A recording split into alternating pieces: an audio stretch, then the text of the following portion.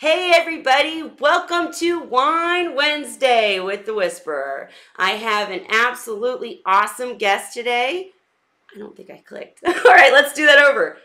Welcome everyone to Wine Wednesday with the Whisperer. Let me know that you can see me and hear me and my wonderful guest, Grace Romano. I need to know you can see and hear her too.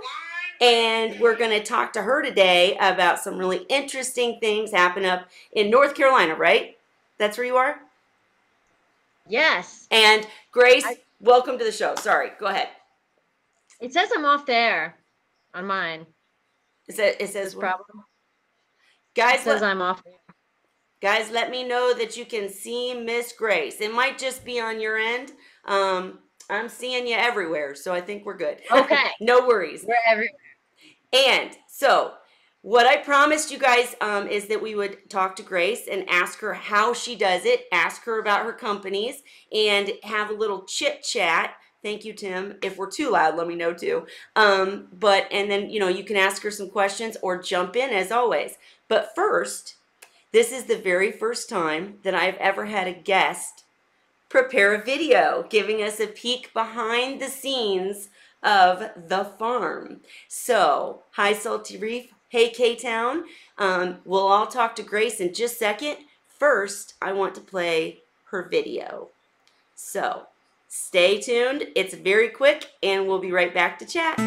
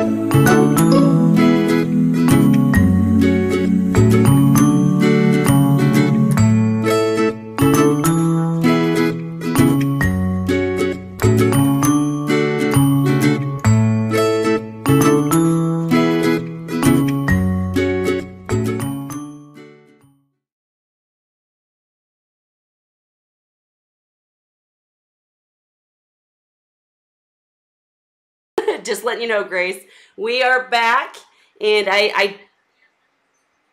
okay, Well, there's a delay. It was the end on my end. Okay, and now I did remember to unmute us. Yay me. All right, so Grace, before we get into the cool coral, of course, I want to know what got you personally interested in aquaculture. What started your journey? Well, when I first started doing anything with saltwater at all, I was 17. I was manager of a pet store, but there was there was a guy for that. I wasn't deep into it. And I got my first job in a saltwater store when I just kind of walked in one day to a store that had a very small freshwater section. They were actually shutting it down. And I didn't really know much about it, but I was just like, well, I mean, I'm a quick learner. You can teach me. Yeah. But I worked in, store that distributed wild collected.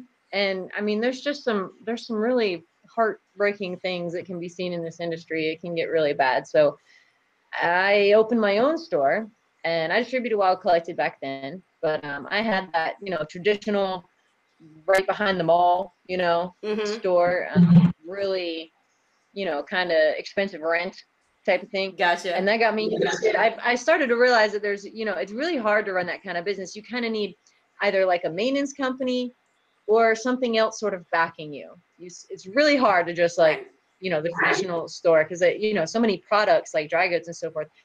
The online market is crazy for that. So it's just so much easier to order it that way now. So anyway, the dream began back then, I guess, when I actually distributed all this wild collected stuff. And as it just so happened, there was a greenhouse that went up literally just a few miles from my shop after it closed. And I got in contact with the owner. He was just selling wholesale at the time. And it was just, this was a long time ago. This was every bit of 11 years ago now, I guess. Oh, no, 10 years ago now. And, it was really hard at that time to get people aware of aquaculture, that it was different, and then frags were just even, starting to be popular then. I mean, it was almost whole colonies, 90% of it is being sold back then. Frags were a new thing to come into shops. So, frag swaps were just getting started. That was back when like Macta and Reef were first getting big. So long time ago. But yeah, I met the owner of it and I tried to help him with wholesale. We do good to wholesale and everything, but opening the retail shop really helped us. And we actually distributed retail from the greenhouse for a few years at first. And we were all in there with blue flashlights trying to figure out what color it is because you can't really see it on the greenhouse. Really quick, I want to really quickly ask if any. Okay, now it's gone. A minute ago, I was hearing this really terrible echo on my end, like of anytime I would say anything. If it's messing up for you guys, please let me know. I'll try to fix it. Let me cross out of this, or I was on my phone. I don't know. That's probably not affecting it, but still. Either way, it could be something on my end. It happens all the time. Okay, so now tell me, I know you were letting us know. I was actually not ignoring you. I was looking up the notes that we talked about so that I could ask you the right questions. But what I want to know is... I want to give you a full answer to that. And that's a question that people ask me all the time. How did you get started? How long have you been doing it or whatever? Oh, no, I appreciate it. Yeah, I really appreciate it. And so how long has it been total, do you think? I know you said 10...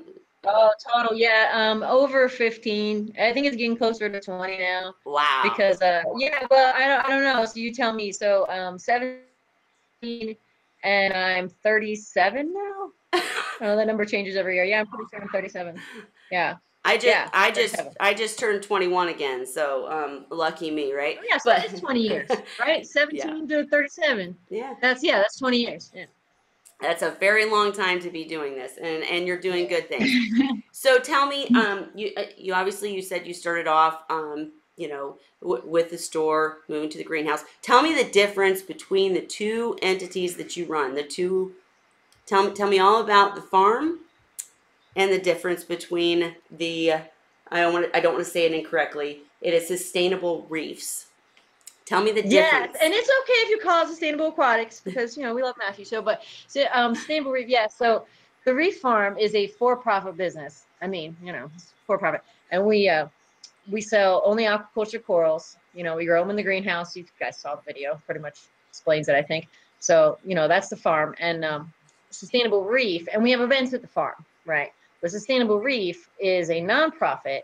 And what that does is we try to educate, and we try to create the connection between aquaculturists, you know, from the wholesale level all the way to the hobbyist level.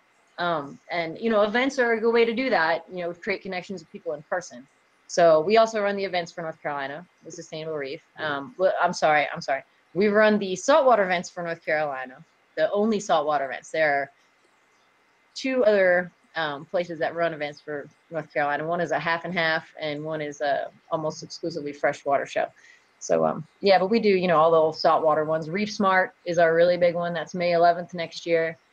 We've got one of the small ones coming up this Saturday at the farm. But Reef Smart, May 11th next year, that's going to be at the convention center. So that's going to be really big. We'll be releasing the floor plan for that soon. But I mean, the convention center, the exhibit hall, so it's huge. So I did want to tell. Ooh, see, there's that echo again. All right, really quick. They're saying that you keep freezing. I'm not sure what the issue is with that. Sorry, guys. I'll put up the link here in just a couple minutes. If you want to join us in the Hangout, then you can talk to her one-on-one. I do tape record all these, so I will try to, you know, splice it if I need to and make a video. But wanted to make sure to get all the information out there. So, you know, shoot the questions as we go. And Tina's Reef said it's good now after rebooting the computer. Okay, good. Well, let's keep going and hope for the best. All right.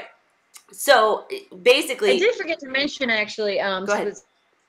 So Reef, we a lot of like the NC State University has a aquatics department, and they have like a invertebrate club and stuff like that. And we do demonstrations and talks for them and stuff a lot. And Wake County school system, you know, or the library system, like, you know, whoever wants to have a program for educational for any age kids, I guess, all the way from, you know, elementary school to college age kids. And, you know, we like doing stuff like that because it's all about spreading awareness. Absolutely. And so you basically have the farm, which is the store, correct? And then you have Sustainable Reefs, which is the not-for-profit that does all of these events that helps with the education and all that kind of stuff. And then on top of that, you're the one handling all of the events themselves. You're insane, but Yes. I love it. Yeah. I actually had a customer in the shop tonight that was like, you know, so you probably, you know, need some help for that, right? And I was like, honestly, I just gave up a long time ago, because you know, it's a lot of networking, and it's a lot of just like, you know, knowing the different companies and talking to them and just like knowing about the organization. So I was like, really the only way that I've had anybody really be able to help is either like to get raffle items, you know, to do a really huge raffle at the show, or like, you know, talk to companies and basically get them set up, you know, so where then they can transfer them to me and I'll tell them everything. Right. Because it's just, you know, it's a lot. So, I mean, we get a lot of help show day, but yeah, all of it, all of those things you said. Yep. And so, sorry, you know, I do think, and this is my fault completely, Grace, I do apologize. You can always come back on Wine Wednesday anytime, but I think that the problem we might be having is because, did you say you were on a phone? No, I'm on my laptop right now. Okay. But my signal keeps going in and out. I don't know what's up with my internet, but I'm watching as my signal, like, I didn't want to say anything, but I'm watching it as it's going up all the way and then it's going down again. So I don't know if I'm maybe set up too far away from my connection. That could be it. I don't know, but I will let you guys know, you know, if this does get really choppy, she'll be back, I promise, because she likes to come, she likes wine, and she likes, actually, you don't like wine, right? what do you like? I do. I like wine. I just don't have any. I was going to get some spiced rum, maybe. Yeah. I just didn't have any. And I know that with like getting ready for the event on Saturday, that I was not going to have time to go get. So, yeah. Sure. I can get wine next time. I do like wine. It's good. There we go. There we go. And so, okay, so now we've talked about spreading awareness, spreading the message, and I do want to know more about the farm too. But with the Sustainable Reefs, what are the main messages that you're trying to make people aware of, that you're trying to spread? What is the main focus and goal? Just everything that you learned, all the bad things you learned with Wild Collected and that kind of thing, or what? Yeah, I mean, so it's much better than it used to be. Mm-hmm. It's much better than it used to be. It used to be just, I mean, literally maybe 5% of what you saw in a store was cultured. So, I mean, I think the biggest thing is like hobbyists always want to know, what can we do, you know, to help? How can we relieve the pressure from the reefs? And, you know, there's other organizations. Ocean's Reef Project is another one. They'll be at Reef Smart, you know, and you can contribute to stuff like this. We actually don't have donations set up for Sustainable Reef yet, but, you know, I mean, really just like going to the stores and letting them know that, you know, that's what you want, that you want a cultured animal. I mean, they are ridiculously more hardy than their wild collected counterparts, very much so. I mean, you can tell the difference, you know, with a coral that's been cultured for, I mean, some of the corals at the farm predate the farm. Some of the corals at the farm have been in culture for 20 years. Wow. Wow. Yeah. So you can imagine when you take a coral and you have cultured it and put it through being in captivity for a couple of decades, you almost can't kill it. You almost can't at that point. So like all the time I'll have people, you know, bringing corals in the shop, and you know, they bought them and they're doing poorly and everything, and they bring them to me to save them. You know, and when you buy something cultured and you buy something that's, you know, that hardy, 9 times out of 10 you don't have to worry about that. And it'll be, you know, you can almost look around at your pieces and it'll be the last corals in your tank that do poorly when something happens to your tank, because, you know, they've probably been through somebody's crash before. Absolutely. So, I mean, the same thing is true for seahorses and, you know, the fish and such, because I'm literally, oh yeah, everybody knows I preach about captive bred seahorses. That's my thing. But also you're going to see a video. I've been working on videos all day, but you're going to see a video soon about redoing my reef tank that I kind of let go to. And the thing is, everything else had to be moved or died. And my clownfish and the green Tyree toadstool they just will not die. I mean, not that I want them to. I'm glad they're not. Yep. But they will live through anything, I'm telling you. So, you know, quality matters. It's because that piece came out like over a decade ago. Right. Like I remember when it did. Yeah, know? It's awesome. And so, okay, so I have to ask the question that was on our little teaser. How do you showed us a video, but give me a rundown in your words. How do you grow coral in North Carolina in a greenhouse? So the real secrets, and there's 2 really big secrets, and this is the nobody knows it. This is I think it's hardly ever really figured out. So the 2 big secrets to growing coral outside.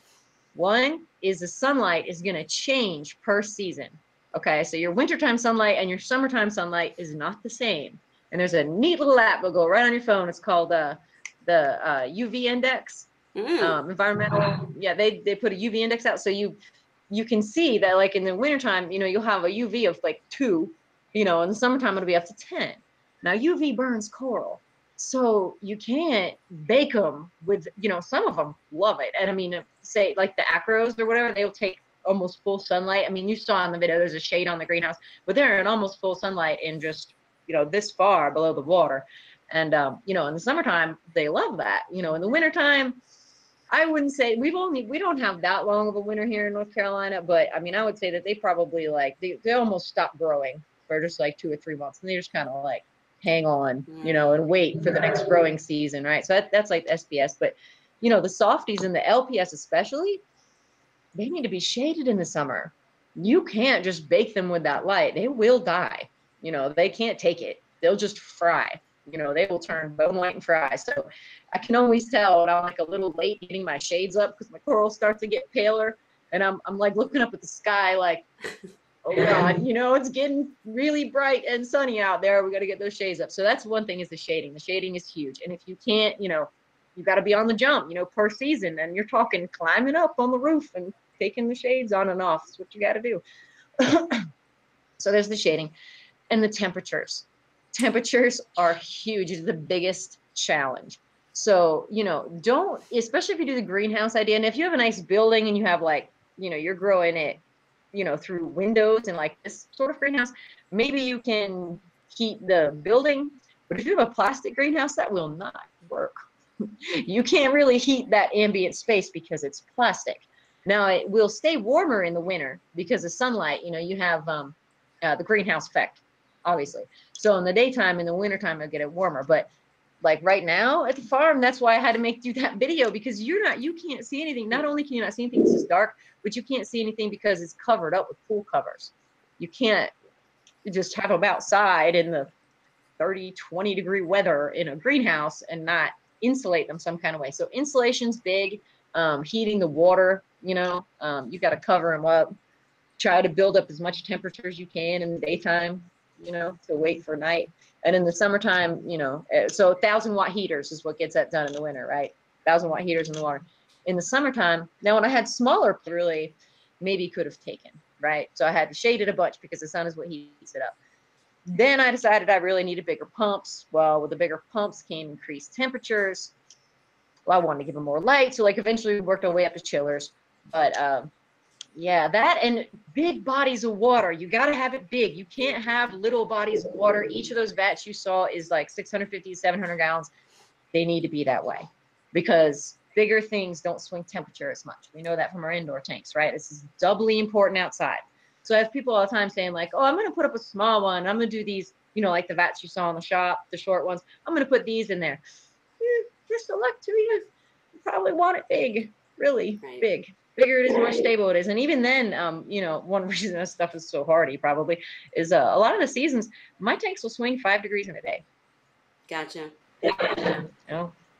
Wait, you mean rough life out there sometimes? I'm gonna try to do something very quickly, guys. I'm sorry, but it's driving me crazy to think you can't hear her. So I just want you to tell me very quickly if this changes the audio for the better, the worse, or the whatnots. Just you guys let me know here, and let's see if this helps. Okay, just want to know real quick. Actually, I'm going to test it by looking. You want me to walk into another room? I don't think it's. I could carry you. I don't think it's you.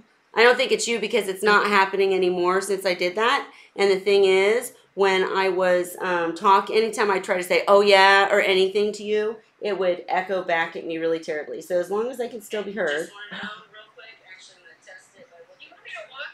And it's perfect. It's fixed. Okay. So, you guys tell me if it's fixed for you too on your end. But either way, I'm going to assume that it's fixed. Okay. I am so sorry about interrupting with that, Grace. I just wanted to try to get it fixed up for you because I hoped it wasn't messing up everybody else's audio. All right. Okay. So you said the temperature, it is better, Chris. All right, cool. Thank you. I'm so sorry. So you said the temperature, more water volume, lighting. I have a question about lighting. Yeah. So you use all natural lighting. It's just completely the green. I mean, that is so cool. That is so cool. People always think it's impossible. The first thing you do when you walk in the greenhouse, and I did the same thing when I first saw it, you walk in and you look at all the vats and then you just look up at the sky. I love it. You kind of reflect on that and you're like, well, yeah, I mean, I guess it could. I've had actually a couple people be like, so sunlight works? And I'm like, I mean, yeah. Right? But you don't think about it because you're so used to seeing these corals in your tank and seeing them in captivity, and the way we run it in captivity, it's easy to think, forget that like sunlight works. Now, when I sold corals just from the farm, and I didn't have a retail shop. So did you notice the different colors in those videos? Those are the same corals. Yeah. So that's why I said we were all in there with blue flashlights and everything, because you can't see it. Without the blue lighting, you just can't see it. So I can take those corals and they color up some, when you put them in there, so in a couple weeks and they get more colorful, because the blue light kind of gets to them. But, as soon as you move them, they can be so much more colorful. Just that lighting just immediately brings them out. So, yeah. Absolutely. And do you feel that you have, that since you have had it both ways, do you feel, I know you just kind of described it, but do you feel completely that the natural sunlight is the better way to go if it's possible for people? I mean, is that the better way to go for the coral, or what do you think? And I'm curious too whether that affects when you sell it to an aquarium that won't have natural light. Does that have any, No. I mean, when you take them, it's all just about the light acclimation, right? So you can't take them, especially. So I I do that for people. So when I said in the video that we sell wholesale and then we sell retail from our shop. Oh, excuse me. When we pull our wholesale orders, I pull those from the shop too, because I know that they're going under, but even when we didn't have the shop, you kind of know, this one's in very bright light here. Like I know which areas of the farm get the highest light and so forth. And I don't really do much experimentation with a par meter. I use a lux meter because it does all available light. So I mean, I can tell which ones are higher or lower, but a higher light, sunlight, higher light LEDs, the corals don't seem to notice the difference, so you just take it from a highlight situation here in the sunlight and you put it in a highlight situation, in somebody's tank, and it's kind of the same thing. That even though, it really didn't make a difference, I still do like to put all the ones in the score first just to acclimate them to artificial light, especially before, some of the higher end pieces, like to let them color up too, because like they may not be all they can be color wise out of the farm. Gotcha. I'm hearing that echo too. I'm not sure how to fix it, guys. I'm sorry. We're not going to worry about it. Anyhow, all right. So I'm trying to think. The noise, the errors with the audio is driving me crazy. I'm sorry. So what other things? Tell me a little bit more about the event this weekend. Tell me what's going on. Tell me what types of vendors typically come. Are there educational parts? Just tell me what the event is about. So we don't have any besides the farm tour, because we're gonna have the farm open. So that's one thing we do at events. So the farm is not open all the time.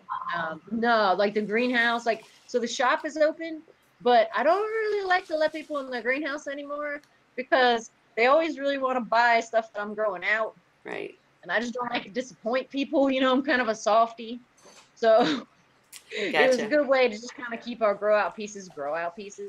Right. Well, and I bet that affects like biosecurity too. I mean, like obviously you wouldn't let people just come and go as they please, but even letting them come in, if they like touch the water and stuff, I don't know. I could totally understand why you keep it closed. So there's some of them are still like hanging on there, but they're starting to get older. Back when we used to sell from the farm, we had these signs. I mean, literally there was one on every side of the vat, so you really couldn't stand anywhere with the sign being in front of you, and it said, "Please keep your hands out of the water at all times." I would have people, and I mean, retail's weird in this industry. I would have people come in and reach in and grab a coral out of the middle and bring it over closer than to look at it. Oh my gosh. When you're growing a coral, you just pressed reset. Yeah. Now it has to sit there for a week and it's not going to grow. And it's just, I mean, that's why people say keep your hands out of your tank. Like it grows better. Right. When you pick them up and you manhandle them like that, they kind of freeze for a little while and they stop growing. So, I mean, if I had somebody do that to the same coral every week, it would literally never grow because it just kept getting picked up all the time. Gotcha. So, honestly, people were surprised, like the lack of filtration, I guess I should say, that's out there. You saw the skimmer a little bit in the video. That is literally the only filtration besides I've got a GFO reactor out there, but that's just because we use artesian well water. We use our own well water here. So we run GFO, in the reactors after the fact for our water. But yeah, people surprised at the lack of equipment. Just really just big boxes of water that move around. The skimmer I actually put on the hard coral side.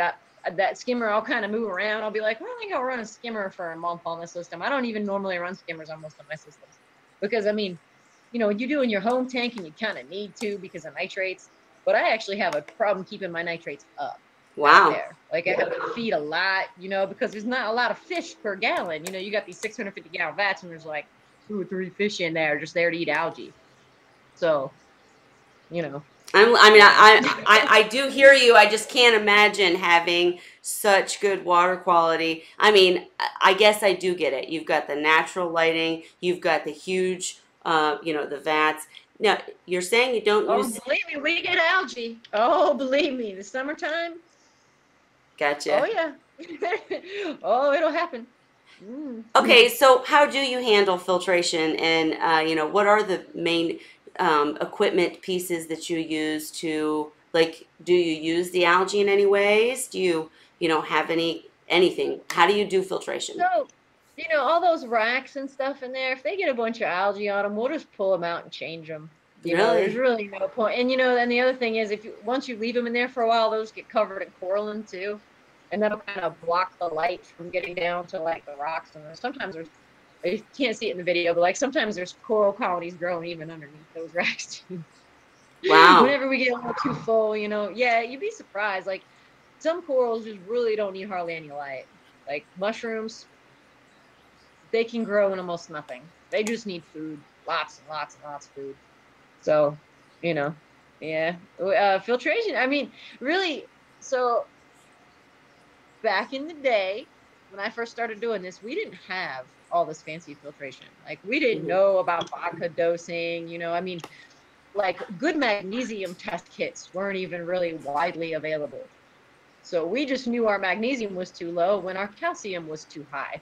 Mm. Your calcium not going down, you never have to dose it. Probably your magnesium is low. So, you know, I mean, then back then, you know, people were just starting to get out of like under gravel filters, you know. So I remember it working when we didn't even really have filtration. So I just look to take out the things that I feel contribute to algae growth and will contribute to, you know, cyano and like things that you don't really want in there.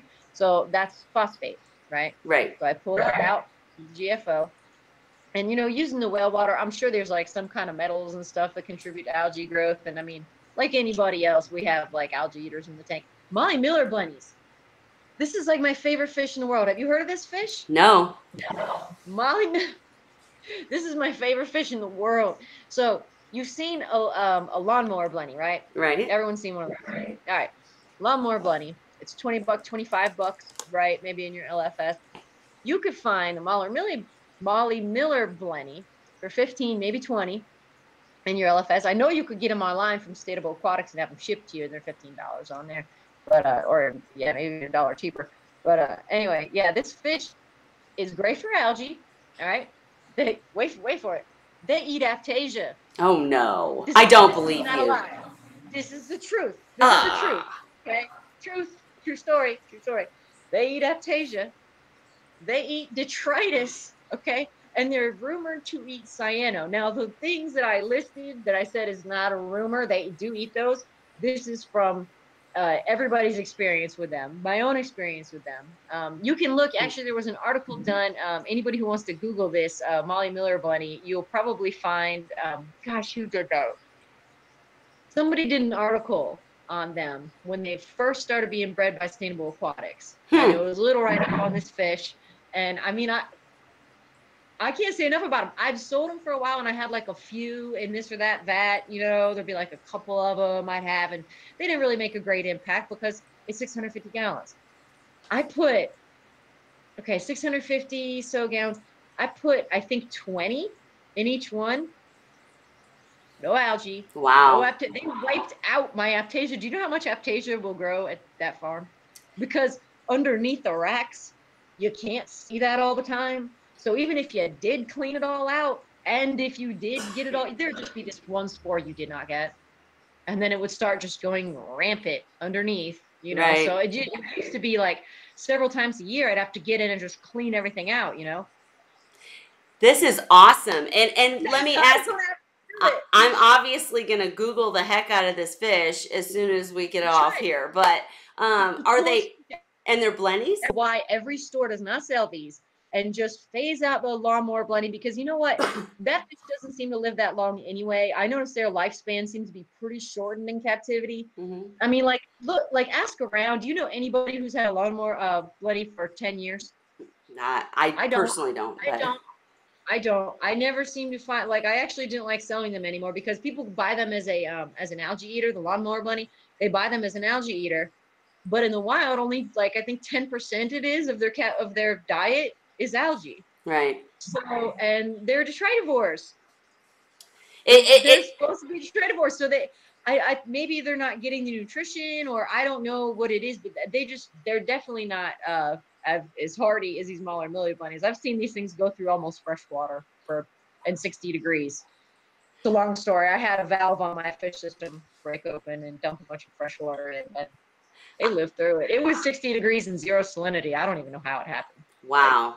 You know. I'm literally sitting here thinking, oh my gosh, how can I make this work in Seahorse tanks? I mean, because Aptasia is such a huge deal in the Seahorse tanks. Oh my goodness, that'd be so So cool. seahorses, they're like they get stressed out by fish that are too aggressive and everything. I know, but like you can keep kind of passive species with them, can't you? Yeah, yeah, absolutely. I mean, these guys they'll get pretty big. They'll get like 5 inches or so. But when you buy them, like the smalls from Sustainable that I don't know, yeah, you can see my finger. Okay, the smalls from Sustainable that I got in today, they're only like they're tiny. They're little because they're of course. So all the fish that we sell at the farm, all tank bred. We will sometimes do captive condition stuff, mostly Hmm. because like there'll be a hobbyist that's breaking down a tank and they know how we care for our stuff. So they just want their fish to come here.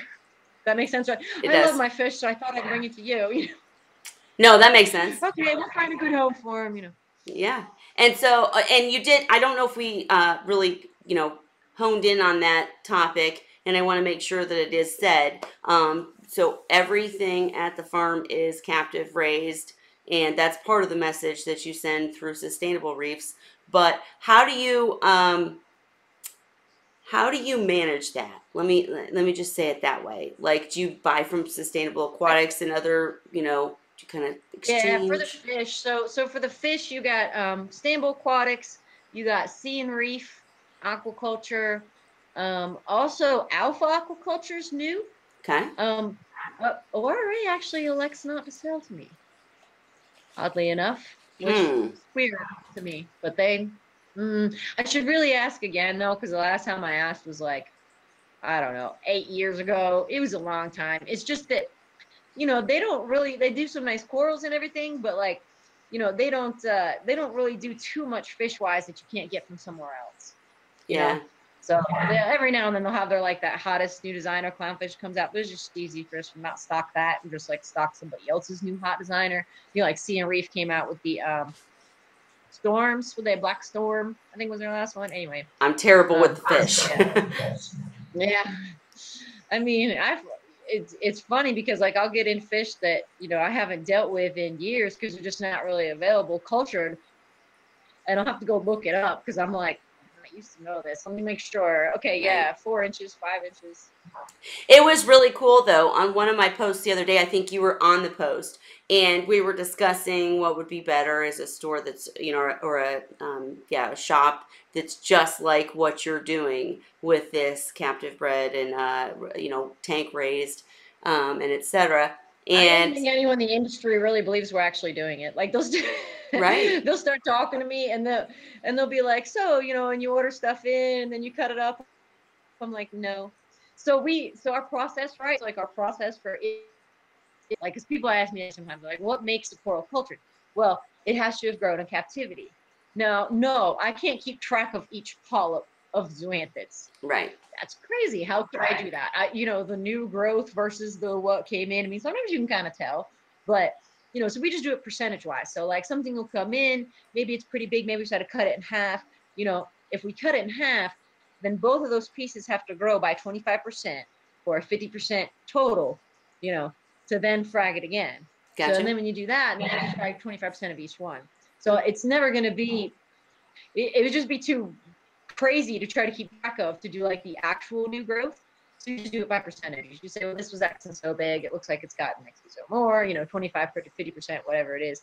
So, yeah, and I am so deep into riding that line because here's the thing. Once you've fought a battle for more than a decade and it's working, at least it's hanging in there, you kind of want to keep fighting it. Yeah. So I'll get corals in and people will be like, oh, just frag off a couple and put them in the shop. And I'm like, I can't do that. That wouldn't be cultured then. They're like, Grace, it's just 4 pieces. I'm like, I don't really care. We might as well just like set it there. I mean, why would we ruin what we worked so long to try to achieve over like 4 pieces? Right. Same thing when people ask me if I sell hermit crabs and snails, that kind of thing. I'm like, no, why would we fight this battle so hard? Why would we just give up over something small? And besides, there's other stores in town that are happy to sell you that. Right. You can go to anybody else literally and get that.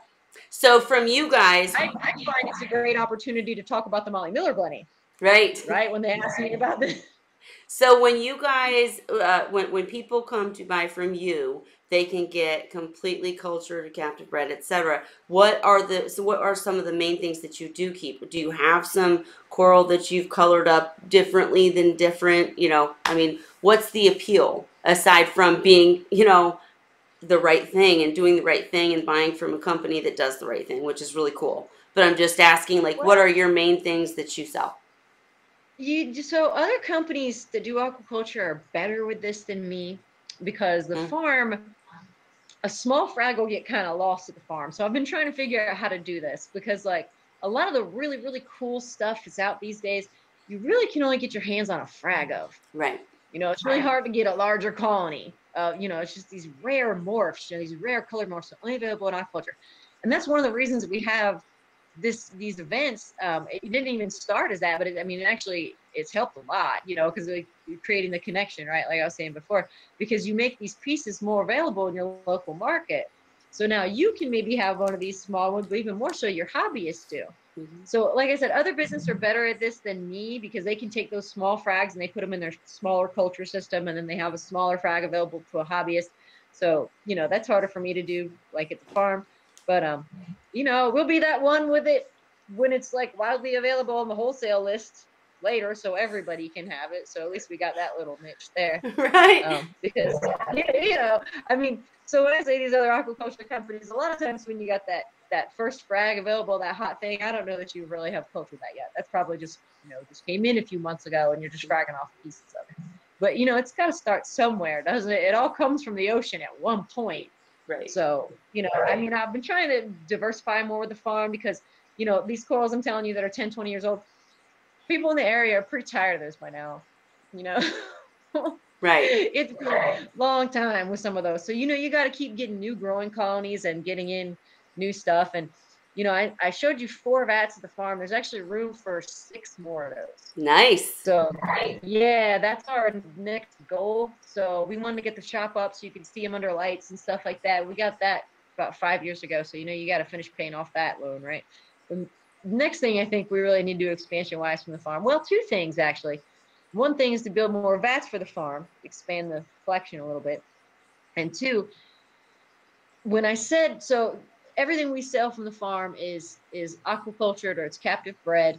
So there's captive condition too, meaning that this is a lower risk species, or meaning that like a hobbyist is moving to Delaware tomorrow and they just needed somewhere to dump their fish, that kind of thing. Or you saw in the video, there was a few corals. One of them, I think, actually, no, maybe that wasn't in the video, but there's a bubble coral in there, and a goniopora. So some things, we'll just skip because they're not doing well for somebody. And they just come and kind of dump it on us like, because it's going to die in their Mm. tank. And then we'll recuperate it and then sell it because, what's the other option? It's going to wind up in someone's garbage, right? Because they're not going to want to let it die in there and pollute their tank. You see it all the time on forums and everything, and on Facebook. Oh, pull it. Oh, pull it. And there's still life left on it. So, the locals know if it really looks like it's probably on its way out in your tank, but it looks like there's something left to save, bring it to me. And at least they, don't feel bad. They just gave up on it. So there's times we'll sell stuff like that, as well as having cultured stuff. But, in that case, it's I guess captive conditioned for the fish is a term for it, but for the coral, it's more like rehabilitated, Right. I guess, because it's on its way out, gonna die otherwise. So, but That again, when you do that to a coral and it doesn't die, they're so much harder to kill. right, exactly. I forgot to ask you, there was a question earlier about how much rock do you think how much rock do you think you're using at the farm? So I had to pull some of it because my pumps were not big enough. Like the flow, I just can never get enough flow. Oh, and shout out to Current. Yeah, I need to do my own video for them because they sent me some pumps. Because I am in love with their DC pumps, and they sent me some wave makers to try and a couple of their bigger pumps, just use basically as power heads at the farm. But the live rock, I had to take some out. But when I restocked the farm with live rock, which every 4 or 5 years or something like that, one of those vats will leak and you'll have to pull them. Well, last time 2 of them leaked at once. and I had to pull a whole bunch. So I basically just like combined all the live rock, because we pull it to sell too. We sell live rock from the farm too. So we'll put it in there and get it all purpled up, you know, base rock and whatnot. And then we'll pull it, or rock that we make, because, you know, we make our own frag plugs at the farm too. I probably could have put that in the video, because, you know, we make our own little plug. That's why in the video you saw all these little same shape looking discs. They didn't really look like fake discs, but more like, you know, tiny rocks. Those are our little signature rocks, you know, so we can tell our corals locally. But yeah, or in shops. But yeah, it's I want to say I used most of it. We ordered a literal ton. I'm sorry. A literal ton of dry rock. You broke up. You said a literal ton? Yeah, like an actual 1 ton, like the measurement. Jeez. That's a lot of rock. And I used most of it. I think I stocked some in my shop, but I used most of it. But like I said, I did have to pull some. There's like a 60-gallon maybe or something Rubbermaid that's full of some, and I probably pulled another maybe 100 pounds. So like a ton, you know, shy, maybe 200 pounds or so, 300 pounds. But like, yeah, I stuffed it. But I stuffed it so much that I had too many way too dead corners. And I don't mind a cryptic area in that big of a system. I think it's fine. You know, that area that just doesn't move or anything much. You know, that's okay. But it was too much of it. It was just really not moving enough. So I had to pull some out to kind of, so the rock that was in there could work, you know, because the rock doesn't work if it's not getting flow through it. Gotcha. So, you know, I had to back up a bit, but I would love to just like stack full the whole bottom of rock, because that's really your filter. You know, that's how you get away with not using a filter. You just use tons and tons and tons of rock, and, you know, pull out your phosphate. Yeah, the reason that I asked is because, ooh, I'm hearing that. The reason that I asked is that Chris Hawkins, thank you for the question, asked earlier, and I forgot to ask it. So I apologize, Chris. You guys, I am posting a link if you want to jump in the Hangout, so you can not, if there is an echo, if you wouldn't hear it anymore, or if you have some questions that you want to ask. Please feel free to jump in. I've posted the link a couple times. I'll do it again. And also, Salty Reef is asking about a link to your site, which we will make sure a link to your site, all of your sites, and your, you know, any kind of connections you want to give out, like on Facebook. We'll put them in the comments of the video when it's over. But how do people get a hold of you if they want to buy from you, if they're interested in learning more? We actually do not ship retail. Ah, there you go. Yeah. Sorry. It's so much. It's so much. Like, you have to have, if you want to ship retail, you've got to have, first of all, that fire picture. You've got to have the whole cart. It's just, it's so much. I have so much. Like, at any time, anyone wants to open up an online business and sell my coral, you get a mucho big discount. But Lucy, take a note. Maybe we'll put coral on Seahorse Whisperer Society too. Anyways, go on. Go on. You know, I mean, we even sell not only just to stores, but we'll sell to wholesalers. Right. So I have 3 different prices I'll sell you coral at. Because the guy that opened this place, he taught me something with wholesale. It really doesn't matter. You can take high-end pieces for a bunch each piece, you know, retail or whatever, or you can take green star polyps, right, and make 100 of them. So I had one of my interns go out there, and I said, Luke, I want you to see how fast can you make 100 green star polyps frags, because I had a couple of wholesale orders come. Actually, no, this was for a wholesaler themselves. So I was like, I'll see how fast you can make 100 of them. He did it in like an hour and a half. Wow. And I mean, it's lucrative. I mean, so what if I did pay that guy? What if I did pay him even $12 an hour even to do it? Right. Still worth it, especially when you can get a hobbyist market. You could get a big 3-star pulp like this. It's just putting the work into cutting it and really having the space, I think, is our whole secret. Gotcha. I'm typing very quickly to make sure. I just want to make sure somebody click the link, even if you don't want to come in. I just want to make sure that it works. I'm not going to type it because I just said it. But yeah, someone try the link just to let me know if you can get in with the link, and you don't have to stay or talk. I just want to make sure, because last time it didn't work. So just wanted to make sure nobody was missing out because I didn't know it. Nobody wants to talk to me. Oh, Oh, no, hey, no, I want no. to ask you real quick. The on your there's a seahorse on my screen, Mm-hmm. and next to that seahorse, I forget its name. I call it Calcareous tube algae because I am always forgetting the name of that stuff. It is Yeah, you seahorse people, y'all like that a lot, huh? the Neomeris? Yeah, Yeah, we do. yeah. So I throw it out in the Oh, summer. Look, I'm sorry. I'm sorry. I don't know what else to no. do with it. Only seahorse people like this. I know. Only Krista. seahorse people do. Other than that, like it just gets invasive. People don't like it. So like, yes, anybody who wants to, it's got to be the right time of year. Got to be the right time of year. Anybody who wants to hit me up for big goal, I will save it for you. I feel bad like throwing this stuff on the ground, knowing that somebody out there wants it. So I know that like it can be hard to find and whatever, and it can be expensive. But like I have literally, I feel terrible even saying it. But like I've literally thrown away just. Well, I'll tell you. I mean, And it takes over my coral. I can't. It grows like mad in the sun. If you want to know the secret of that, it's yellow light. okay, yellow light. I was gonna say Krista is like the macroalgae queen. She has the most beautiful macro displays, but she's not a seahorse person, and so she used to like Neomeris, and now it's a no go because of what you're saying. Yeah. And so, anyways, I hear you, but I'll take it all. I'll take all of it. Okay, Tina You came got in. it. You got it. Just to You know, just to, $5 a clump and pay the shipping. yeah, I'll hey. send it with somebody when they're taking another order or something. I don't know. I know that people out there like it, and that when you try to go buy it, it can be pricey. But I just, I don't really sell online or anything. We sell to stores, right? So if you're in another, state or something, and you can't make it to one of our events, you can't make it to the farm, you don't want to do driving distance, you can always tell your store, ask for our stock list. I mean, we sell definitely cheap enough to a business that you can turn around and sell it for the same price that we are. Um, no Gotcha. problem. I see somebody. Yes. Hi. Hi, Tina. Hello. Hi, Hello. Tina. Thank Hey, you. hey. Thank you so much for coming in just to let us make sure that it works and such.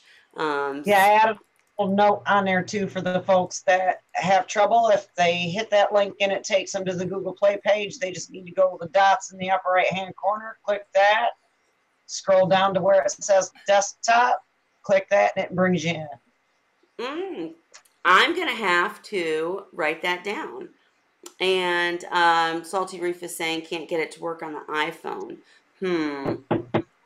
I don't know.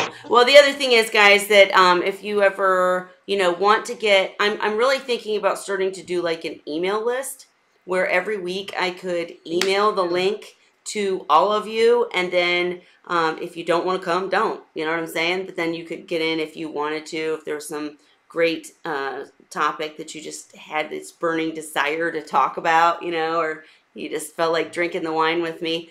I don't know. Let me know what you think about like an email list where you'd get a link every week. I was just thinking maybe that would work better because nobody ever has trouble if I email it. But Grace, I did not mean to get away from you. I apologize. No worries. No worries.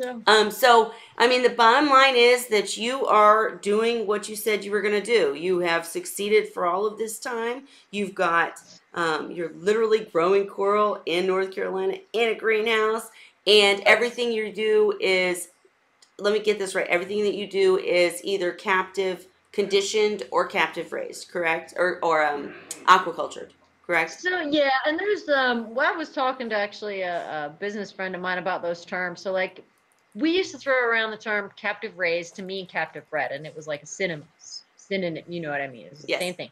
So for years I've been saying tank bred or captive bred, meaning to be born in captivity, and raised would be, grown from a very small fish into a full grown fish in captivity, 50% or more, and then captive conditioned be like, something that's just conditioned to captivity. Oh, when I was talking about the goals for the farm, the other thing I was going to mention is that I've really been thinking about putting up a fish conditioning system. Because I think the biggest problem that hobbyists have is, these fish are coming in wild collected. Actually, really, I think this is the biggest problem that hobbyists have, like with keeping fish, period, is these fish are coming in wild collected. They're coming in with whatever diseases that they have. you know, and there's just not time for the way this industry is set up for them to go to the wholesalers and then go to the retailers and be clean when you get them. Like, you literally can't do it from the tanks you're selling out of. I mean, trust me, I've been there, done that, I've tried it. You're constantly chasing the tail of some kind of disease in your systems. You're constantly having to treat them.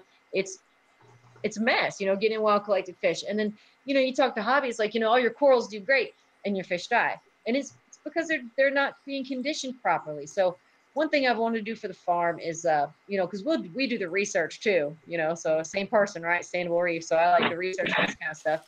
So, you know, there's the CITES list is what you need to look at if you want to think about whether or not you should take something from the wild. You know, do we have enough out there, or is this like Blue Ridge coral, for example? You saw that one in the video. You even recognized it. It's vulnerable. I mean, these things are on their way to being endangered, and, you know, step after that is extinct. So, you know, fish that are lower risk species, you know, not rated high risk on CITES. I mean, not CITES, I'm sorry, on the red list. You know, these are the kind of things that we could, and even maybe in some cases, like the lionfish, should distribute, because lionfish are getting to be a bit much in Florida and, you know, Atlantic Ocean at least. So, you know, we thought about putting up a fish conditioning system where we could get the fish in, hold them for a couple of months, you know, just make sure that they get disease free, basically proper quarantine them. And some shops out there are doing this. One way we thought of to do it, to make it a little kind of different, is go ahead and feel free, please give me your feedback on this, hobbyist, if you like talking about what store would you like, right?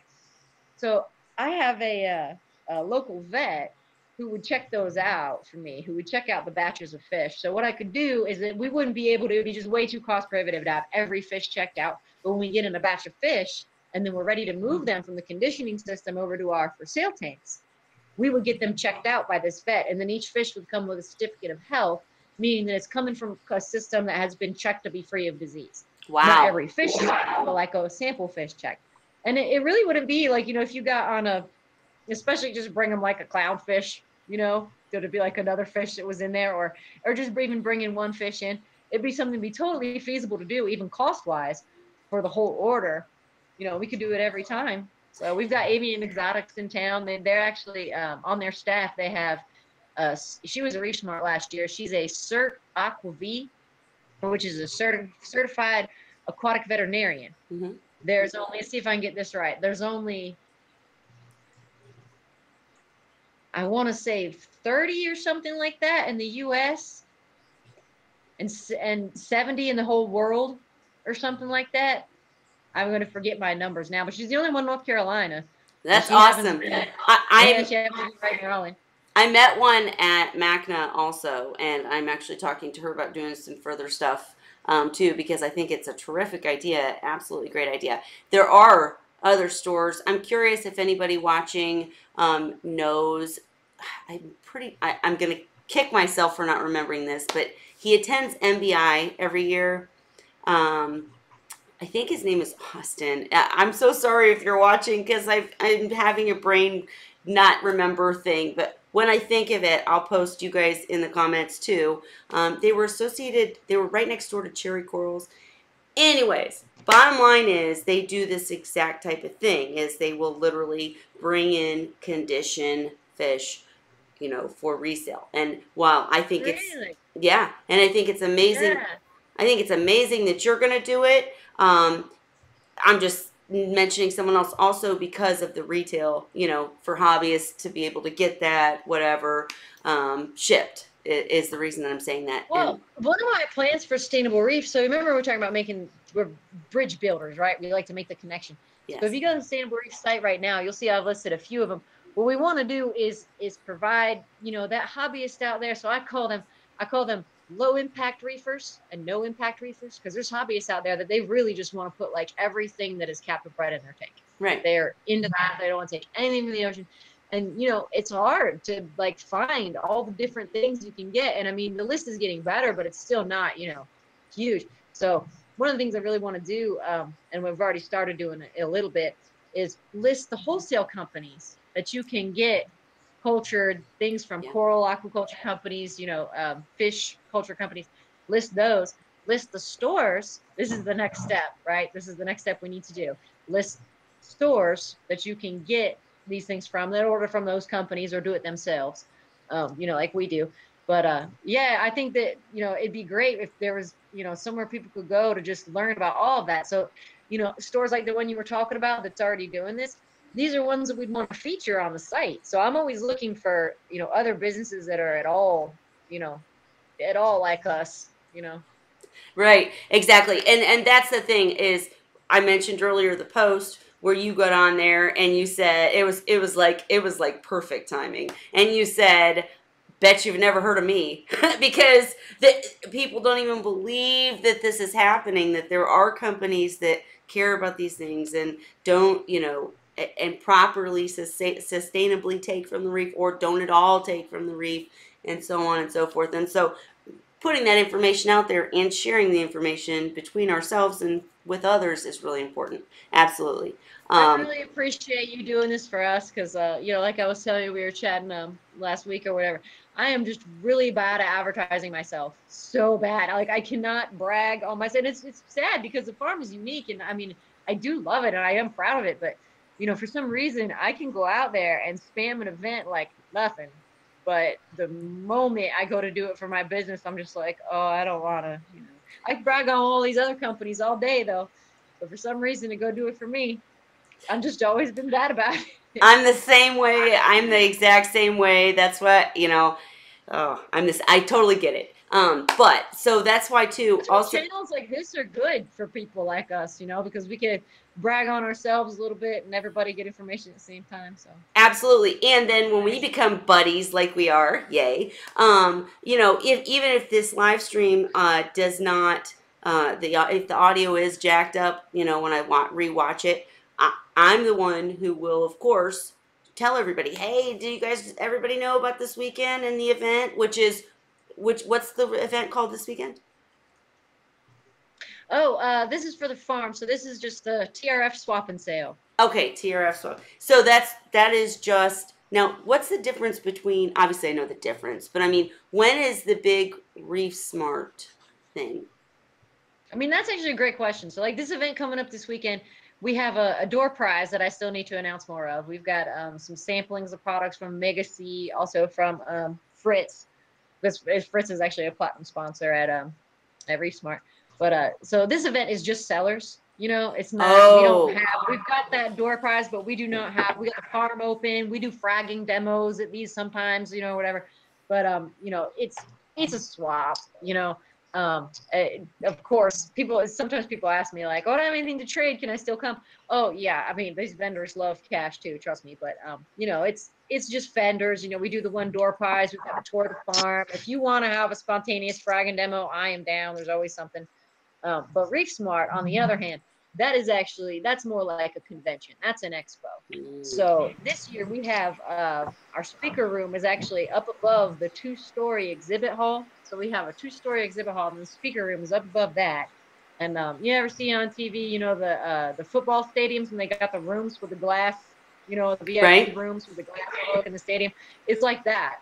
So we've got the speakers for Reef Smart, big raffle, huge raffle. I mean, enormous. I had I want to say almost 40 feet or something like that, a raffle last year, because I've been running Smart that long. I've been running Reef Smart for, this thing is our 11th one. Wow. Now. So really? Once you've been asking for donations for 11 years from companies, they're pretty much just like, oh, yep, it's that time again. Right. So raffles got a lot easier. So we have huge support for our raffles. So we have huge raffle. So speakers, raffle, and you'll see just so many more vendors. Obviously it's much bigger. But we also do. Well, we always have stuff for the farm events for kids too. I can't say we don't, focus on the kids. But we have a huge kids area at Smart. We have a huge lounge area. So it's Grace, a lot more going on. Grace, I so don't mean to interrupt you. I apologize, but I want to ask you when Reef Smart is every year, because I do see that people are able to join now. And so before others start talking and questioning, I wanted you to get that out. So when is Reef Smart? Absolutely. Yeah. Okay. It's May 11th of next year. 2019, May 11th.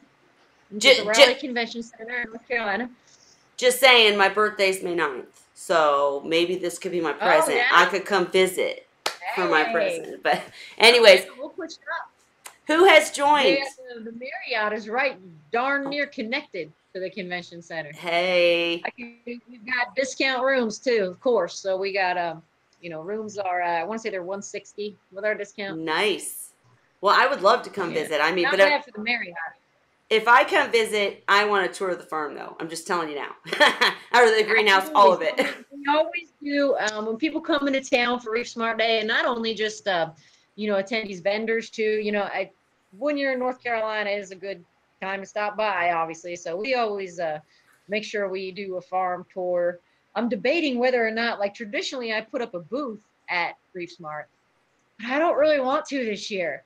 I really feel like I just don't want to because I feel like I'll just be really, really busy. So I was thinking about just either sticking an employee in the shop or closing it all together. But, I hate to do that because then the farm doesn't get any presence at the biggest show in North Carolina. And actually, size-wise and attendance-wise, we still hold the title for, I've been advertising it as this, and, it just barely made it, but we're the largest expo in the Southeast. So the Southeast obviously doesn't include Florida. Florida's not part of the South. We're rural by Florida. It's the most southern state, but it's not the South. But yeah, Virginia, South Carolina, North Carolina, and I think all the way up to New York, Reef Smart's the biggest. Nice. Might be something for AC, I'm not sure. Hey, anybody watching, I just wanted to mention again that I got all distracted by the audio stuff, so I apologize. And Grace, we're going to have you come back again and again, as many times as you'd like, and we'll get the audio fixed up. And but I'll get wine next time. Wine, and yeah. And I was going to say I saw Hawkins came in. Nice. If you have any questions or anything, please let me know, or let us know how you got in, because aren't you the one that was having trouble? Or it might have been the Salty Reef, sorry. And if Salty Reef, if I've missed any questions in the comments about either the farm, reef, gosh, I always get it wrong, sustainable reefs or anything like that, please let me know. And I got in. Oh. Yeah, go ahead. How'd you get in? So I'm on mobile, and I got in. I think K-Town helped me, but it was making sure that you have your phone on desktop mode, and you can get in. Wow. Very cool. All right. Well, thank you so much for coming in and letting us know how, because I never knew you had to do that part. And I'll play with this later. Hey, Miss Tina, what are you up to do? What are you doing? I'm just working on it. Just working on an order. Are you still working on the dolls? Yes. Love it. I want to talk to you later. I haven't seen you just giving somebody some hair.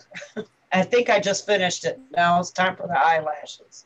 Awesome. Well, I want to talk to you on the side sometime because I miss you like crazy. I know I haven't been, I just miss you like crazy. But anyways. I appreciate that. I'm curious too. Did you know? Had you ever heard of the farm? And no. Isn't that crazy? No. Yes, I was loving when you played that video. I was getting the biggest.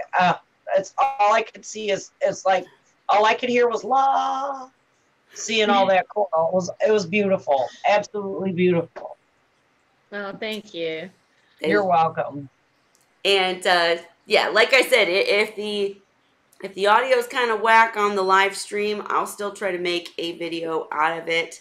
And of course, we'll have Grace back and we'll make sure to spread this. One of the things, Grace, I don't typically have a huge turnout during the live stream because, as we discussed right before we went live, I only share it to Seahorse Whisperer Society. I don't reshare it to a bunch of different places while I'm live. So it's just the people that happen to know or catch it. But a lot of people watch it afterwards. So, Same hopefully thing with my videos.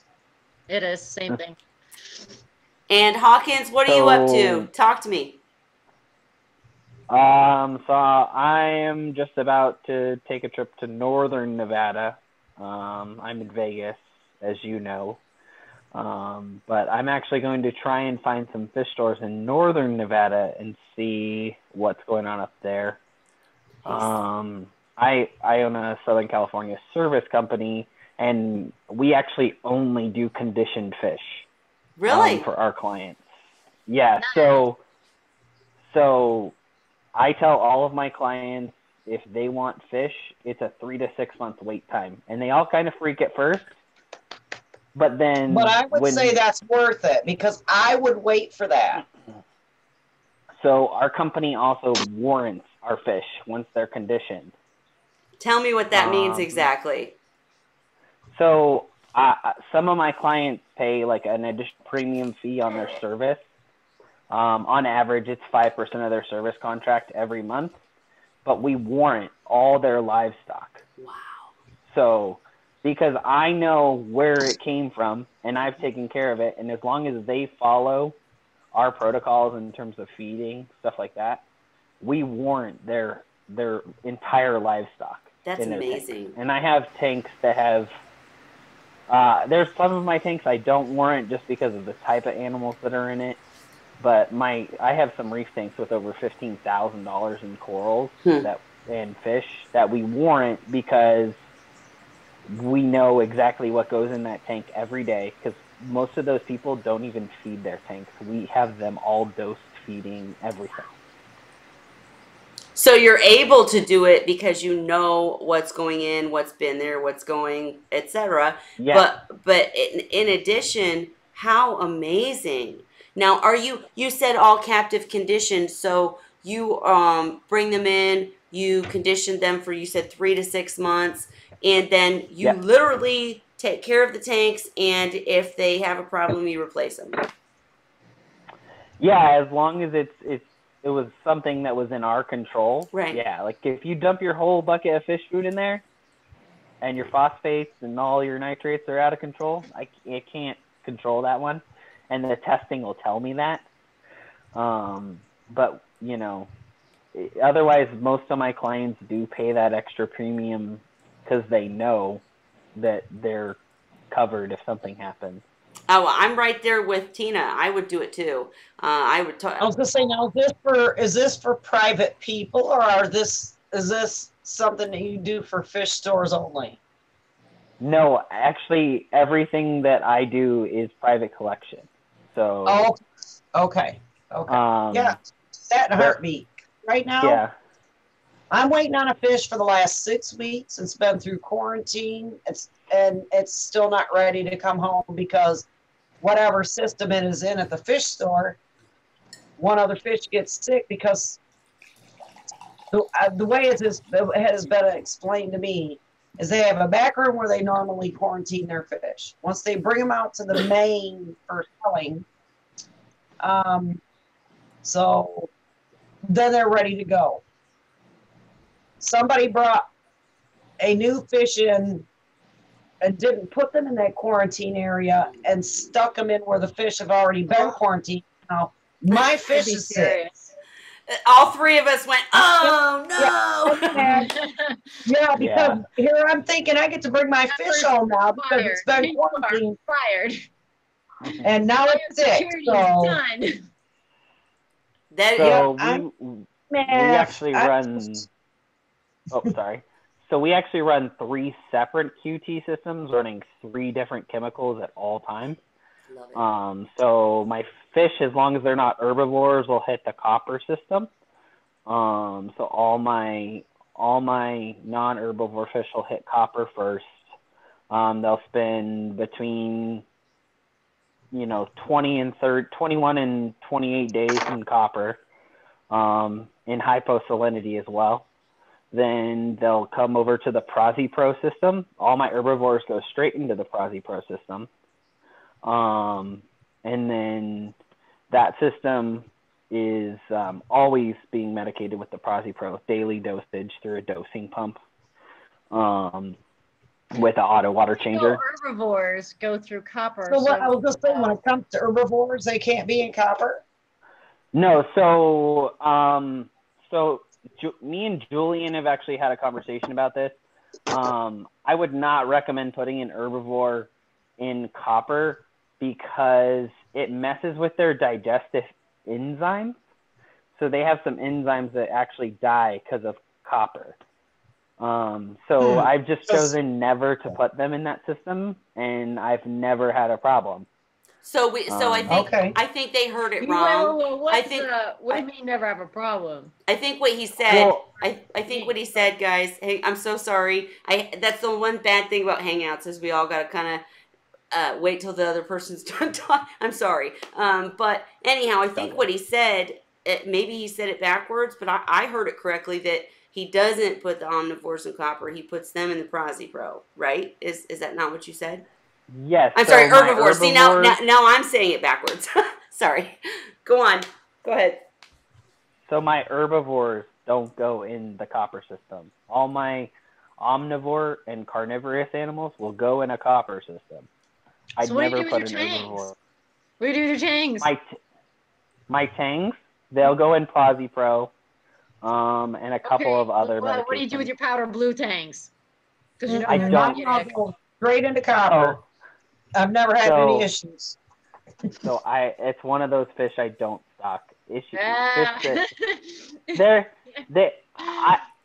Because I warrant my fish, I also have a select list that I typically stock in my. What about a Blue Regal? A Blue Regal tank.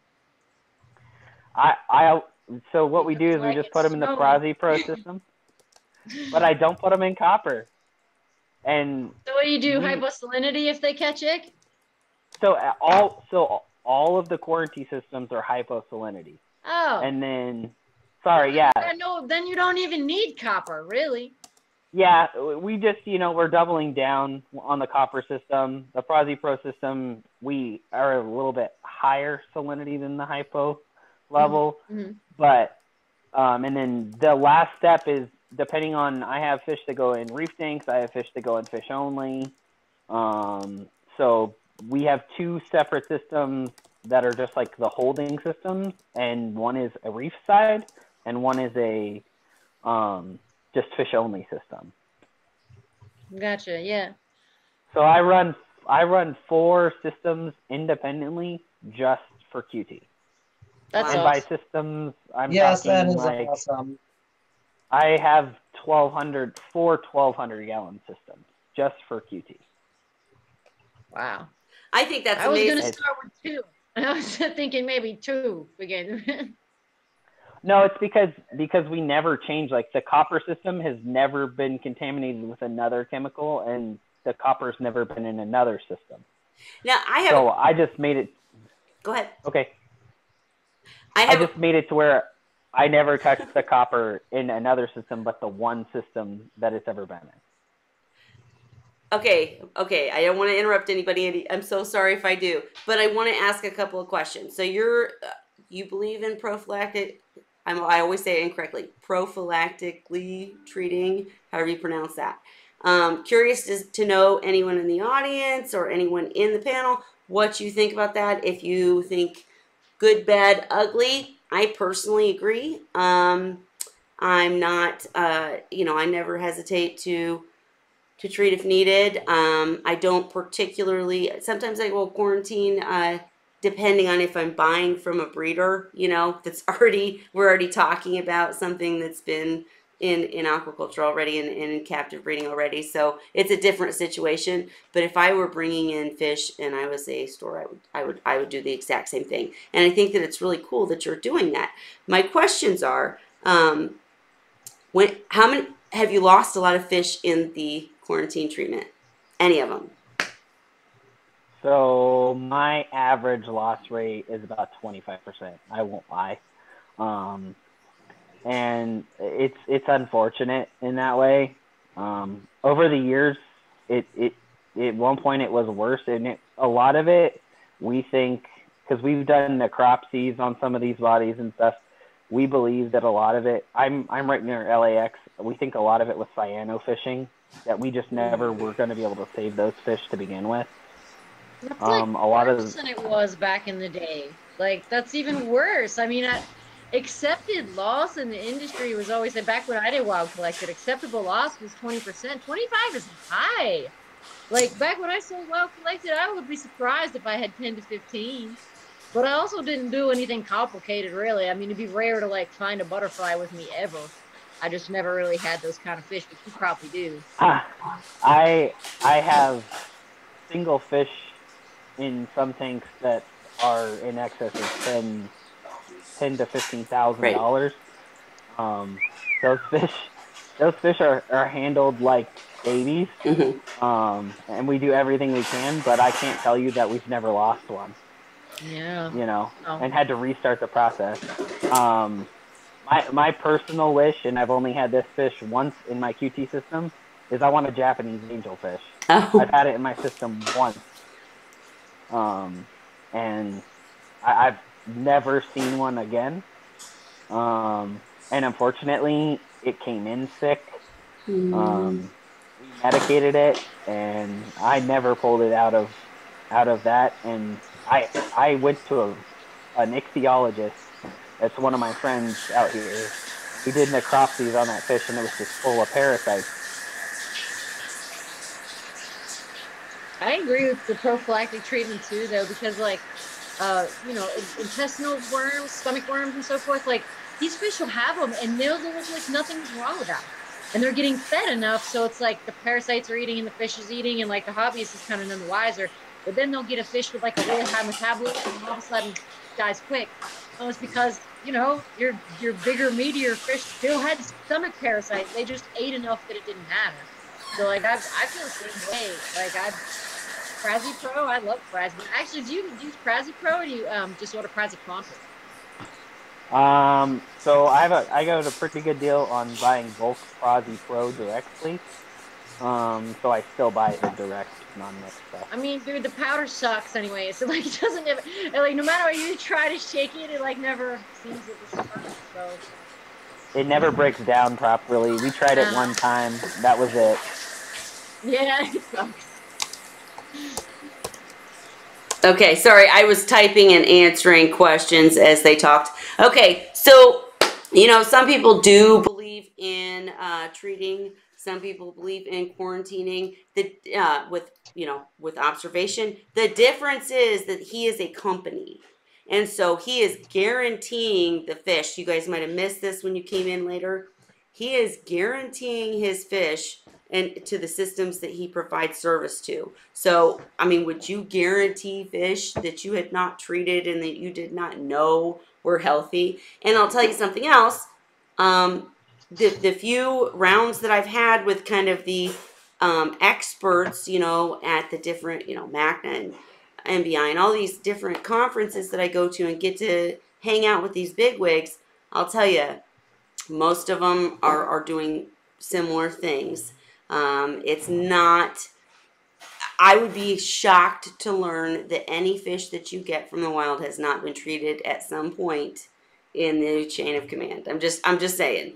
But not treating or not medicating a stress fish is, of course, a good message. A hobbyist shouldn't be messing around with that. If the fish is stressed or whatever, heck, just buy from Chris, and then it's Chris, right?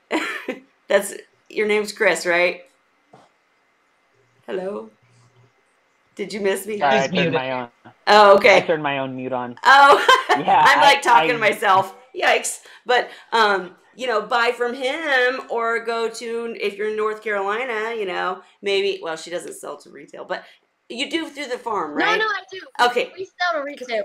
We're open 3 days a week, retail. We're open Wednesday, Saturday, and Sunday. We just don't ship. Gotcha. I'm just not shipping retail. Like I'll ship wholesale orders. Basically, I'm like, if you want me to pack up a box, I'm gonna need to pack like 50 things in there. Else I don't really want to pack up a box, because to sit there and go through buying this one coral, for a hobbyist is just, you need an online cart. It's just too much. So we do retail. That's what the whole shop is for. So everything you saw in the shop, all the fish tanks ordered from Sustainable Aquatics, those are all for our retail customers, and we just also sell wholesale. Can you turn it off, please? So basically, Sean, you can buy from us any way except being a hobbyist, not in North Carolina, because unless your local store sells us. 2-second timeout. Sean, please turn off the water. Thank you. Tell me if the dishes sound went away. Sorry, guys. It's life, you know. All right. Anyhow, I think what you guys are both doing are awesome, and I think that it's really cool to know that even though like you hadn't heard of him and he hadn't heard of me and we hadn't heard of each other, everybody's doing the same thing at different sides of the world, and we're all, you know, getting to the same point where, you know, sustainable reefing is the key, and quality matters, and captive breeding counts, and all my little taglines, you know. So I appreciate your honesty also about the losses that you have experienced doing things the way that you do. But I have one more question for Chris. Okay. How many losses have you? I know you probably can't quantify this actually, but have you had fewer losses on the systems that you run due to your procedures? So I would say in an average year, I probably QT 500 fish for customers who want them. And then I probably replace QT a handful, maybe. Proof's in the pudding. Yeah, I So- offer a guarantee on my fish too, because it's like she was saying earlier, you know, if you have gotten that fish healthy, then it's easy to do. I mean, so I'm retail, right? So, and maintenance, that is all you, buddy. Kudos to you. I can't do it. I don't understand those customers at all. I know you know what I'm talking about. It's a picture to them, and their eyes glaze over when they talk to me, and it's just bad all around. So, you know, yeah, hats off to you for being Automation able to has do saved that. my butt. What'd you The say? advent of true fish tank automation has saved my butt and really allowed my business to grow. I was doing it old school on timers with dosing pumps before, but now, I mean, it's easy. We run a couple of systems where literally I'm plugged into them right now, and I could tell you what the parameters were in these tanks. What are you using? Are you using Neptune or something else? So I'm running Neptune. I'm testing for a couple of other companies. I'm Neptune's hoping coming to Reef Smart. They came last year too, so we got a bunch of people here locally that use Neptune. I was just curious. You're doing testing for other ones, you said? Yeah, I've been doing some testing for eCoral. I'm trying to get on Mindstream's short list. That's of any company I would really like to test for, it's Mindstream H2O. I would really like to be able to see live data on 10 test points at any given time on any of my systems. Wow. It's not an inexpensive system. Their estimate being $900, plus $35 a month for the new discs. But if I have a customer call me and be like, hey, my fish are gasping, if I can have 100% view of their tank chemically, I can basically tell you what's going on. And some of my customers have auto water change systems where all I need to do is press a button and I can resolve some of their problems. That's awesome. It is. I apologize. I wasn't laughing at you. Dave said pillow fight because I keep throwing something at the person making the dishes noise. All right. Chris, you're going to have to come back and be the Wine Wednesday guest because I need to know more about all of this automation. Seriously, because I actually told Grace that before we started the stream, I was doing a video testing a product.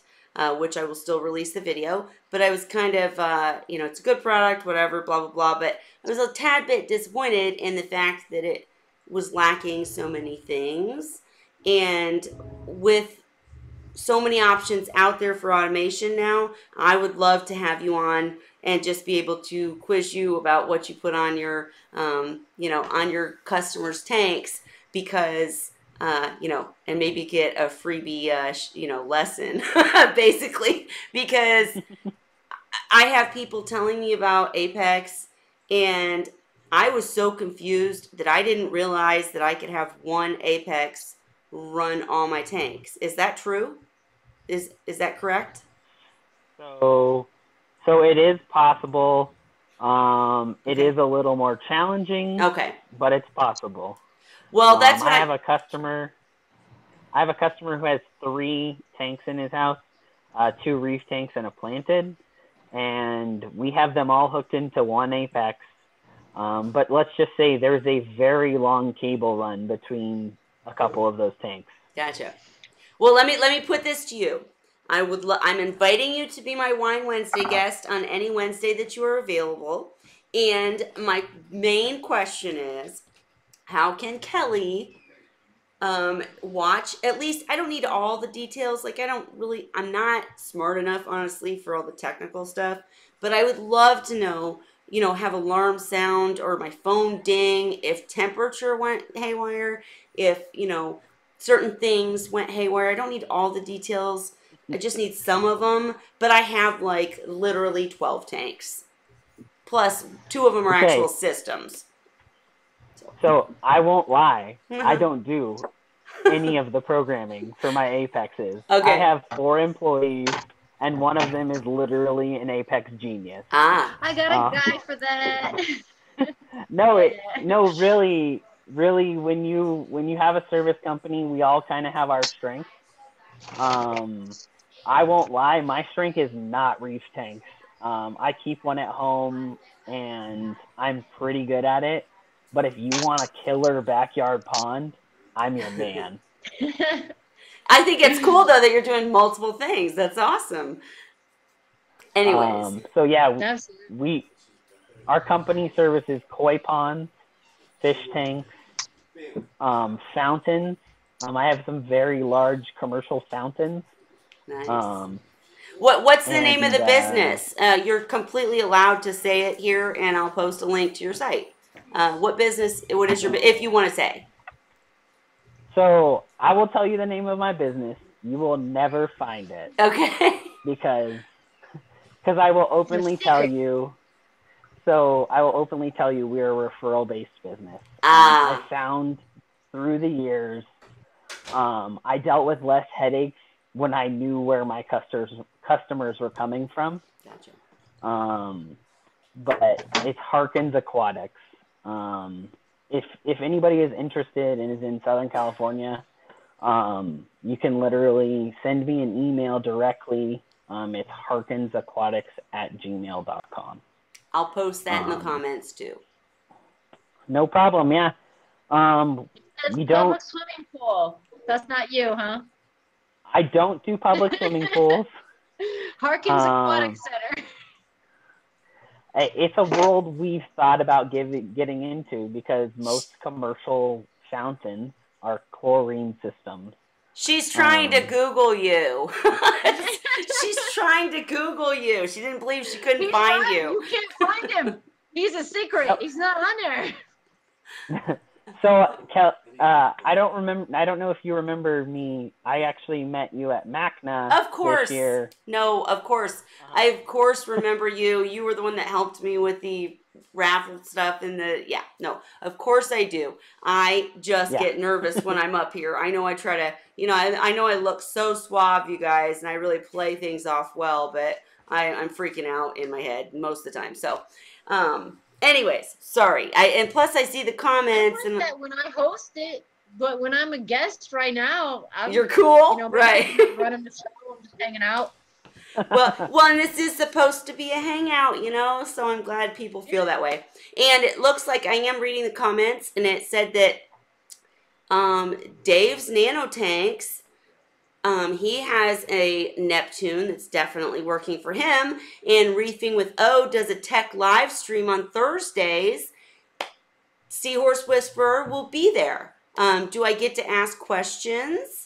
And I'm thinking that Reefing with O maybe needs to come be a guest here too.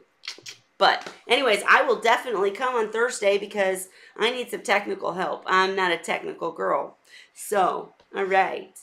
DM's Reef had dinner with Kelly. Yes, he did. We shared he had some he had some meat, and I had some. Okay, I won't go any further, but yes, there are pictures. It did happen. He did have dinner with me, and it was a very good dinner. Anyhow, sorry. Go ahead, Kelly, Chris. have you found the drop down tab yet? Drop down tab. That has like, did you get an EL or a regular? For what? For your Apex. Oh no. I'm so sorry if I confused you. I don't have one yet. I don't even have it. Oh. No. Like Oh. I was thinking of getting one, and I got a bunch of advice, and I'm like, oh, you guys are making me crazy. I don't even want one now. So, but if, and there's so many options, I didn't know which to get. But go ahead. So, okay. You could get the Neptune rep in here with us. Sorry. On another time. Yeah. You should really get Terrence. You should really get Terrence on the stream if you ever have Neptune questions. Oh, I know literally... Tom. I don't know Terrence. Tom's the one who goes to shows. Yeah, I've only met Terrence at MACNA, so that's Okay, the yeah, only well, time I've Tom's the seen one him. that comes to shows in North Carolina anyway. So, if you're really one of those people that is just kind of scared of the way the Apex is, you might want to look at a brand called eCoral. Okay. Their system is literally just drop down, like down to water changes. You can set a water change by a drop down. It's pretty impressive. They have some interesting sensors. They have like I can't remember if it's acoustic sensor. So their water level sensor is actually like it's a bar, and you set it well above the top of your sump, and it sends a signal down to the water, and then the water bounces it back up. Wow. So it actually can measure how much water is in your tank or in your sump just based on that information, and it can know how much water, if say I wanted to change 1 inch of water, it can continuously drain the system using one of the pumps that are plugged into their power bars down to 1 inch, and then refill it based on another system. And that system seems to be a little more user-friendly, is what I like to call it.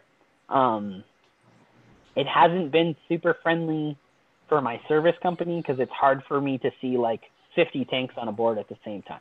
Sure. Grace, I'm thinking that you and I should have another stream one day and get the eCoral guy and the Apex guy and kind of no, I'm kidding, but I would love to hear from all these people. I'll come in and hang out. But the most automated thing I have is some Gabo dosers. I'm not high tech. You got to talk to him. I'm not the high tech one. I know. And one of the reasons I was always, it's not that I'm afraid necessarily. It's honestly that I'm cheap. I like quality. I'm willing to pay. For me, it's both things, I think. Yeah. I mean, I'm willing to pay. Afraid and cheap. I'm sorry. I'm willing to pay for quality. I buy captive bred. You know, I totally pay for a warranty on, you know, quarantined fish and treated fish. Completely, absolutely. Would buy from either one of your companies and pay the extra $1 for that peace of mind and the, you know, whatever. But when it came to the Apex, the reason I was always fearful of any kind of controllers is, again, one, because I have so many tanks, and, you know, I am a careful person. I don't use the same equipment on separate tanks, so there's no way I could, like, even switch it if I wanted to or anything. So to control the tanks, I'd have to pick. And number two was because literally I'd look at the light and the junior and the, oh, this one's just for temperature, and oh, this one's just, oh, this one has to be added on. And I was like, oh my goodness, oh Lord. So anyways, and very quickly before we go on about that, Dave, I want to say I'm mad at you for not coming and listening to me talk at Midwest Aquatic Convention, because I did an excellent speech. There were hundreds of people that were hanging on my every word, and you missed it buying coral. Really uncool, dude. And then I still had dinner with you. So, You owe me. All right, go on, guys. Sorry, that was a side joke. But Chris, did you have more to say? I'm sorry. Go ahead.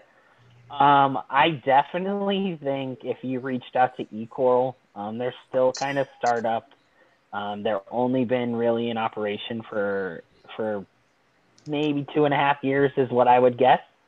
That you could probably get them to come on the show. Hey. And hopefully we can get you a wider audience. I can do my best. I'll try and publicize it a little bit more. I know if eCoral comes on, they will put it on their IG. They'll put it on their Facebook. And people are always really interested in just new controllers. I started with Reef keepers. So just the main reason we kind of made the switch to Apex was that I could literally be at the office and see it. Gotcha. And please don't feel bad about you guys. I love seeing the comments where you're saying, thumbs up and share and stuff, but I don't worry about it tremendously yet because like in this instance, when I had audio issues, before I get the big wigs on here, I want to make sure, I've already had big wigs on here. Grace, I appreciate you coming. I appreciate all of my guests. I'm small time. Yeah. Small time. I'm lucky enough to know some big wigs. Right. And when they come on, I had Graham Short was one of my guests. He's a researcher at the California Academy of Sciences. And I was terrified that we had audio issues. You know what I mean? So until if from the comments, if Reefing with O, if you want to help me out in figuring out how to stream this better, I guarantee you I could get these big guests on. They're literally in my email waiting to come on. I just don't want to bring them on and then fail. So, I don't know. But thank you for saying that, Chris, but don't worry too much. I'm still trying to get it right. I'm still trying to make it work. So I get it. I don't have a YouTube channel up yet. Maybe someday. I bet you will. I do. I just started one. I just started posting on it. If you actually follow me on Instagram at Hawkins Aquatics, you do get a few sneak peeks into some of my customers' tanks and some of my I have a small clownfish breeding operation currently going here in Las Vegas. So there's some hidden gems in my Instagram. We service a very large shark tank. I can never show anyone the actual shark tank, but he said I could take pictures of the equipment. So I actually took a picture of their giant chiller and posted it. And I also posted our ginormous ozone system. The shark system has an ozone system that is probably big enough to fill up a room with ozone in a couple of minutes. See, and that's awesome because I'm so fascinated with ozone. I'll leave it there. I'm fascinated with it. It's a little high tech for me, but I'm pretty fascinated. And, we're definitely going to take some of these suggestions. I follow you on Instagram. And Miss Grace, I do want to keep coming back to you just to make sure because this was you are the guest. Sorry. After I let people come in, we kind of chat wildly. But do you have an Instagram and all that? I do. So I have Instagram. I have Twitter.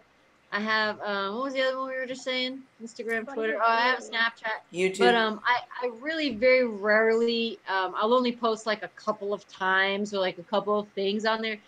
More for Sustainable Reef than even really the Reef Farm. Facebook is the place that I have completely saturated. Called me. That Facebook is the one that I actually do up. But we do post on the other ones too. Gotcha. You're on there now. Hey, baby. Hi. That's my daughter. Sleepy. Say hi to everybody. Oh. Say hi. Say hi. Hi. No, I don't know if you guys can hear her. She's like, come decorate the Christmas tree. Oh, Dad, Go decorate the Christmas tree. Quit talking coral and fish stuff, silly. Okay. Please feel free to go if you have to. Thank you so much for coming in, though. And I did post the link one more time. I'm not going to keep Grace much longer, but she'll come back. I was going to say, I didn't know I was going to go. Be hours. And I'm like, have a great time and everything. I got this event this weekend. I know. I hear you. So, guys. Grace, I'm going to have. Go ahead. Grace, I'm going to have to hit you up for a box of coral. Because if I can get some legit. Absolutely. We've got, so our wholesale, you know, I'm sure you have clients who like this kind of stuff. Like our wholesale is mostly going to be like the fast growing pieces. We do stuff like, you know, a box of 50, box of 60, you know, you'll get 5 of the same thing. You know, we've got a softies box, a hard coral box, and a mixed box. And I'll just pack you up a bunch of corals for cheap. That's really how we do wholesale. But, you know, I'm just excited. Yours, you just go sprinkle them like Johnny Appleseed, you know. I'm just excited to hear that there's some coral that's been out there 20 years in a fish tank. Yeah, I could. That's going to be hardy. I wish I kept better records. Like that would be the biggest thing for me to say. Like anybody who wants to start doing this, keep records. Like when it came in, what date it came in. You know, because I mean, I can say these things, but I can't really like prove it. Right. I gotta like you just believe me or not. Like, and I can't tell you what month. I could just say like, yeah, it's been like 10 years, 12 years. Thereabouts, you know. But so, you also, for our company, there are many public aquariums backing you up on a lot of the things you say with the same thing. So, really quick, sorry guys to interrupt, but I just wanted to say, Chimp the Reefer, who's talking about Aptasia earlier in the stream, Miss Grace mentioned what kind of? I always forget the names until I go back and look. Molly Miller, the Aptasia Muncher. Farm, I've never seen the farm be Aptasia free ever. I've been running that place a decade. I have never seen it Aptasia free until I finally just bit the bullet and put like 20, 30 of them in a vat. And they get along great. And they make these little villages and they spawn like mad. Like seriously, you know, you said you have a small clownfish operation. Apparently these guys are even easier. I mean, they spawn like great. I cannot break open a rock without finding fish eggs in there. See, and I'm gonna be doing some tests with the Seahorses with these guys because Aptasia, I can tell you, Chimp, boiling water, lemon juice, all that crap ain't gonna work. I mean, I hope it does for you. I really pray and hope it does for you. Yeah. It did not for me, not ever. Peppermint shrimp are hit or miss, and I got lucky enough to have some hit. But, anyways, I'm sorry if I interrupted. Were you guys saying something else? Yay, nay. Chris, did you have anything else to say? Because I do want to let Grace get some sleep. She's got this huge event this weekend. But you guys, we'll come back and chat. I think maybe next week we'll just have an open chat. So everybody can come and talk. But we'll see. I do need to get back to some guests for the Seahorse folks. I do have some experts waiting in the wings. But anyways, anybody else have anything to say? Chris, I feel like I interrupted you. Did I? No? I was just going to say years of manual removal of Aptasia. Yes. Get out there with your clippers and just cut. Cut what? Yeah. Wait a minute. Cut the rock. You've got to cut the rock. You've got to actually cut the rock off. Now I'm one of the people that really treasures the old school methods when it comes to most things. Not collecting wild or anything, but I mean like just the way things are done. I just typically like old school, especially when it comes to seahorses. But I'm not clipping rock. It's not going to happen. Oh my God. All right. Oh, I typically fly in 200 or 300 pounds of Tampa Bay live rock, the cultured stuff. Mm-hmm. Probably 2 or 3 times a year, depending on the new tank starts. I don't have a choice. Right. That stuff sometimes is rampant. But now I know I just need some Molly Miller. I know. I can't wait to try Grace's method. Totally. I'm telling you. I've been doing it wrong for years. Oh, well, I've just been doing it wrong for years. There's no wrong. There's never a wrong. There's just sometimes easier or better. All right, guys. Listen, I'm going to go ahead and end the stream. Again, I want to thank so much Grace for coming, Tina for joining. Sorry we weren't able to talk more. Chris for joining also. Sorry. Sorry, what were you Yeah, saying? no problem. Thank you. You guys Have a great night. Absolutely. And anybody in the audience, please come back. We'll have some more open chats. If you have some suggestions on making some tweaks, I'm open to them. And just glad you guys all came. Thank you so much. So say your goodbyes. Grace, thank Thanks, you again. everybody. Happy Wine Wednesday, everybody. See you next week. See you next week.